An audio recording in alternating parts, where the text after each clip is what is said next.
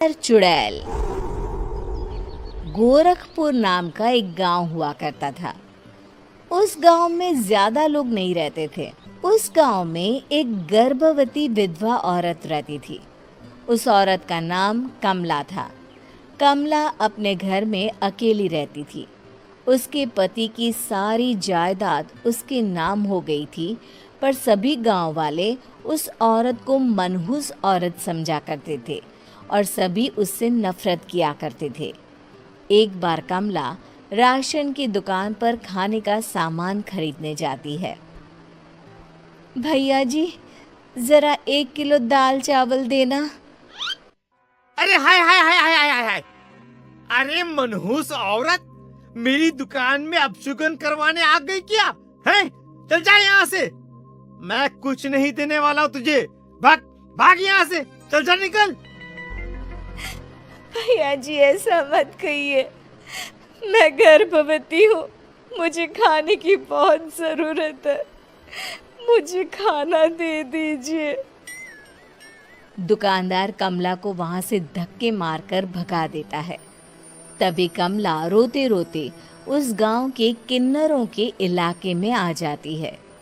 गांव वाले किन्नरों को उसी इलाके में रखा करते थे, क्योंकि वो लोग किन्नरों को पसंद नहीं करते थे और उनके इलाके में रहने से मना करते थे।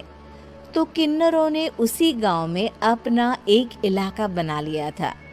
जब किन्नर लोग देखते हैं कि एक गर्भवती महिला रोते रोते उनके इलाके में आ गई है, तो सारे किन्नर कमला के पास जाकर उसका हाल पूछने लगते हैं। क्या हुआ बहन, तुम्हारी गर्भवती अवस्था में इतनी बुरी हालत कैसे? तुम रो क्यों रही हो? तुम डरो मत, हम तुम्हें कोई नुकसान नहीं पहुंचाएंगे। तुम शांत होकर सब बताओ कि हुआ क्या है। मैं कमला हूँ। मैं गांव के दूसरे इलाके से आई हूँ।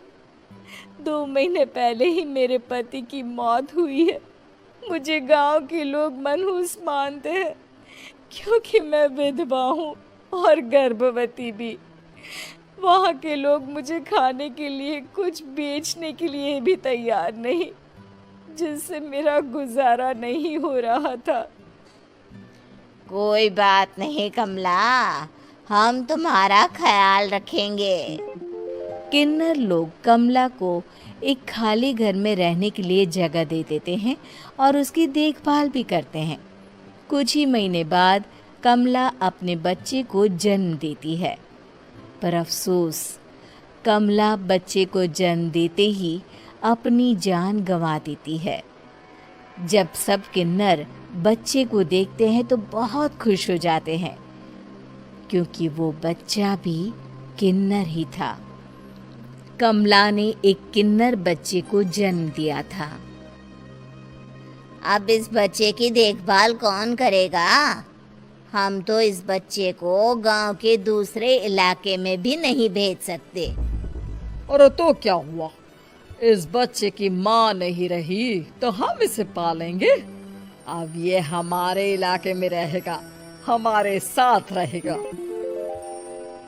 फिर वो किन्नर उस किन्नर बच्चे को गोद ले लेते हैं, उसका नामकरण कराते हैं। उस किन्नर बच्चे का नाम शक्ति रखा जाता है। देखते ही देखते शक्ति बड़ी होने लगती है। उसके रंग रूप बहुत सुंदर थे। वो बहुत सुंदर किन्नर दिखती है। एक दिन शक्ति एक किन्नर से पूछती है, माँ जी सुनिए ना, ये गांव के दूसरे इलाके में भी तो लोग रहते हैं, तो हम वहाँ क्यों नहीं जाते? हम उनसे अलग क्यों रहते हैं? शक्ति, क्योंकि वो लोग हमारे जैसे नहीं, वो लोग हमें पसंद नहीं करते, इसीलिए हम उनसे अलग रहते हैं। क्यों? वो हमें क्यों पसंद नहीं करते? मुझे एक बार उस इलाके में जाना है। मैं एक बार वहाँ जाकर घूम कर आऊं। शक्ति, खबरदार, जो तू उस इलाके में कभी भी गई तो अपनी जान नहीं गंवाना चाहती तो उस इलाके में कभी कदम भी नहीं रखेगी, समझी? इतना कहकर वो किन्नर वहां से चली जाती है। शक्ति उस किन्नर की बात सुनकर बहुत रोती है। माँ जी ऐसा कैसे कह सकती है? उन्होंने इतनी सी बात के लिए मुझे इतना डांटा। अब तो मैं उस इलाके में ज़रूर जाऊंगी। फिर एक दिन शक्ति गांव के दूसरे इलाके में चुपके से जाती है। ये लोग तो हमारे जैसे ही इंसान हैं, तो ये हमसे नफरत क्यों करते हैं? जब शक्ति उस इलाके में पहुंचती है तो गांव के सारे आदमी उसके रूप से मोहित हो जाते हैं। वो लोग ये अंदाज़ा नहीं लगा पाते कि वो किन्नर है। शक्ति की सुंदरता देखकर सारे गांव वाले उसकी तारीफ करने लगते हैं। तभी गांव का चक्कर लगाने गांव के जमींदार का बेटा हर्ष वहां पहुंचता है। हर्ष भी दिखने में बहुत सुंदर होता है। जब हर्ष ने शक्ति को देखा तो वो भी उससे मोहित हो गया, और जब शक्ति की नज़र हर्ष पर पड़ी तो वो हर्ष को देखकर मोहित हो गई। आपको पहले कभी इस गांव में देखा नहीं।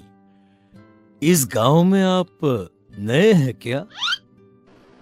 जी नहीं, वो मैं बस तभी शक्ति बोलते बोलते रुक जाती है और मन में सोचने लगती है। अगर मैंने इनको बता दिया कि मैं दूसरे इलाके से आई हूँ तो वो समझ जाएंगे कि मैं किन्नर हूँ, इसलिए मुझे इनसे झूठ ही बोलना पड़ेगा। शक्ति हर्ष को कहती है, जी हाँ, मैं इस गांव में नई आई हूँ, यहाँ अकेली रहती हूँ। वैसे आप कौन है? आप भी इसी गांव में रहते हैं? जी हाँ, मैं इस गांव के जमींदार का बेटा हूँ।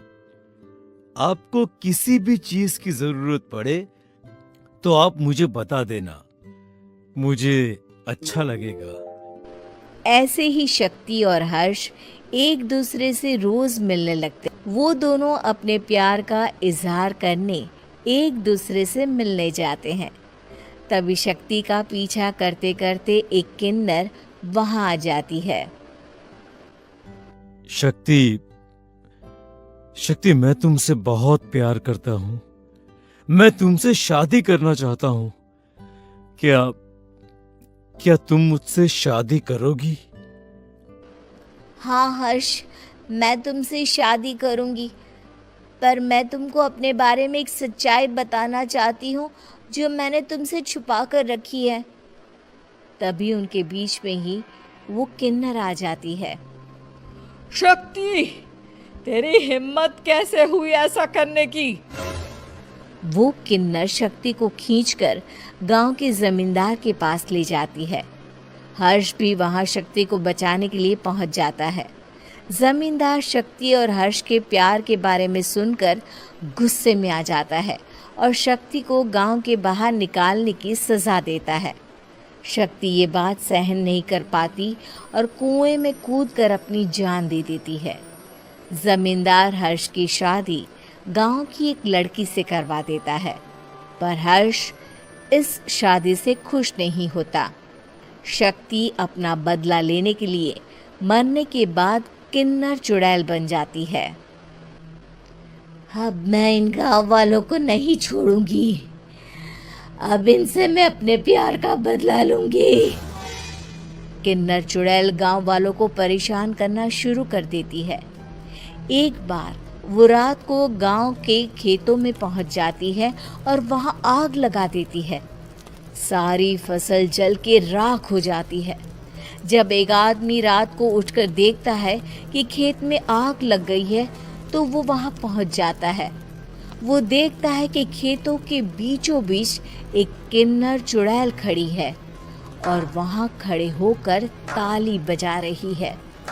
गांव वाला किन्नर चुड़ैल को देखकर बेहोश हो जाता है। जब सुबह उस आदमी को होश आता है तो वो सीधा जमींदार के पास जाता है। अरे जमींदार साहब, अरे वो किन्नर चुड़ैल ने मेरी सारी फसल जला दी। अब मैं क्या करूंगा? क्या होगा मेरा? जमींदार चुड़ैल किन्नर का नाम सुनते ही सब कुछ समझ जाता है। अब वो बहुत डर जाता है। उसी रात को जब जमींदार डर के मारे अपने कमरे में सो नहीं पाता, तभी वहां अचानक से किन्नर चुड़ैल आ जाती है। किन्नर चुड़ैल जोर जोर से जमींदार के आगे खड़ी होकर हंसने लगती है और ताली बजाने लगती है। जमींदार उस डरावनी किन्नर चुड़ैल को देखकर बहुत डर जाता है। तूने मेरे साथ बहुत बुरा किया, अब मैं तुझे जान से मार दूंगी। नहीं नहीं नहीं नहीं नहीं, मुझे माफ कर दो, मुझे मत मारो। मैं कभी ऐसा दोबारा नहीं करूंगा। अब तुम जो बोलोगी वही मैं करूंगा। ठीक है, मैं चाहती हूँ कि किन्नर इलाका गांव के इलाके से जुड़े और गांव का कोई भी आदमी किन्नर समाज से द्वेष ना करे, उससे नफरत ना करे, नहीं तो मैं सारे गांव को मार दूंगी। और तुम गांव में एक नया कानून बनाओ कि अगर किसी ने भी किन्नर समाज को हानि पहुंचाने की कोशिश भी करी या इनसे भेदभाव करने की भी कोशिश करी तो उनको कड़ी से कड़ी सजा मिलेगी। हाँ हाँ हाँ हाँ, मैं ऐसा ही करूंगा। तुम जो बोलोगी वो मैं करूंगा, पर मुझे जाने दो प्लीज। तब वो किन्नर चुड़ैल वहां से चली जाती है। गांव का जमींदार किन्नर चुड़ैल का कहा मानते हुए दोनों इलाकों को एक कर देता है और नया कानून भी लागू कर देता है। तब से वहां किन्नर समाज और बाकी गांव वाले शांतिपूर्वक रहने लगते हैं।